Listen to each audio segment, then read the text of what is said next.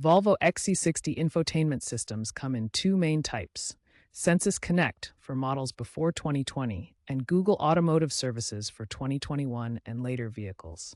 These systems manage navigation, audio, and connectivity. Common problems include frozen screens, no audio output, or unresponsive touchscreens, often caused by software glitches or outdated firmware. For a frozen screen, perform a hard reset by pressing and holding the power button for 10 to 15 seconds. This clears the temporary cache and reboots the system. If there's no audio, first check Bluetooth pairings and audio settings. A system reboot may also resolve software-related issues. For a general system reset, use a soft reset by going to Settings, then System, Reset, and select Restart.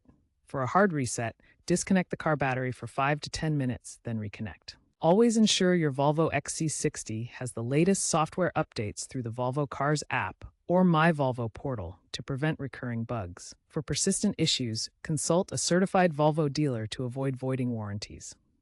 For continuing problems, especially in older models from pre-2021, legacy systems may have unsupported features that cause persistent issues. In newer models, Android Automotive OS integration can create compatibility problems with third-party apps, so keep all apps updated. Volvo issued a recall in August 2025 for certain 2022 to 2024 XC60 units due to faulty touchscreen controllers, providing free software updates and hardware replacements at dealerships. Keep an eye on trends like cloud-based infotainment and AI-driven features, as Volvo is partnering with Google. Volvo aims for fully wireless updates by 2027, but electrification in hybrid models may introduce new infotainment challenges due to battery management interference. If basic resets don't solve the problem, hardware defects may require professional intervention.